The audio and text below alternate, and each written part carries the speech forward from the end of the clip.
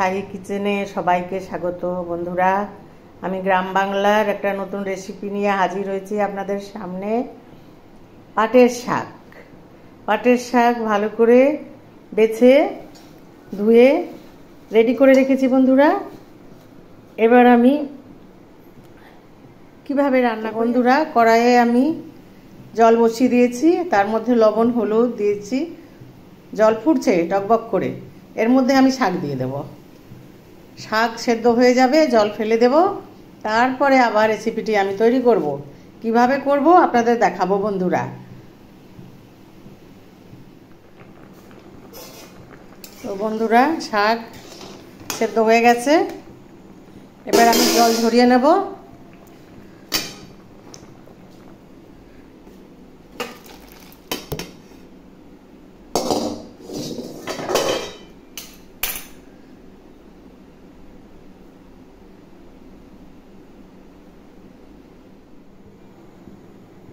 কড়াইয়ে তেল দিয়েছি বন্ধুরা, গরম হয়ে গেছে।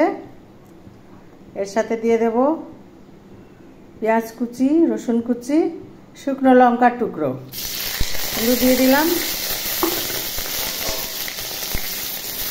ভাজা ভাজা হলেই শাক দিয়ে দেব। তারপরেই আমার পাট শাকের রেসিপি তৈরি হয়ে যাবে বন্ধুরা। খুব সুন্দর। এই সিজনে প্রথম রান্না করছি বন্ধু। তো যাক, আমি আপনাদের সামনে তুলে ধরতে পারছি, যার জন্য আমারও খুব আনন্দ হচ্ছে বন্ধুরা। পেঁয়াজ ভাজা হয়ে গেছে, এবার আমি শাক দিয়ে দেব।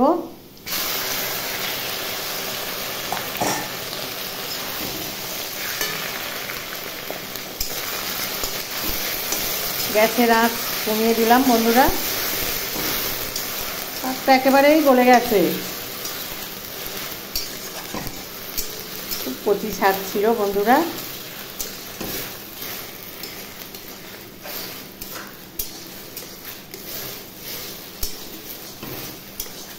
প্রায় হয়ে এসছে।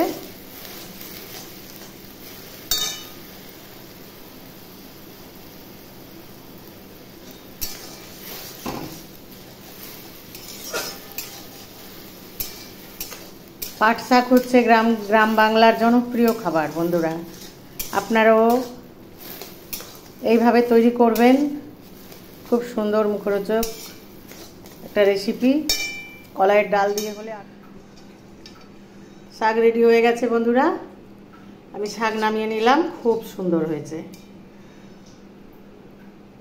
একেবারে কচি শাক ছিল তো, আর একটু শাক থাকলে আরও ভালো হতো। যদি সম্ভব হয় পরবর্তীতে আবার আমি দেখাবো আপনাদের এই শাকের রেসিপি। পাটের শাক যদি আপনাদের পছন্দ হয় বন্ধুরা, লাইক, কমেন্ট, শেয়ার, সাবস্ক্রাইব করে আমার শাহী কিচেনের পাশে থাকবেন বন্ধুরা। আশা করি খুব ভালো লেগেছে আপনাদেরও এই রেসিপিটা, পাটের শাক। অনেক অনেক শুভেচ্ছা রইল আপনাদের সকলকে আমার এই রেসিপি দেখার জন্য বন্ধুরা।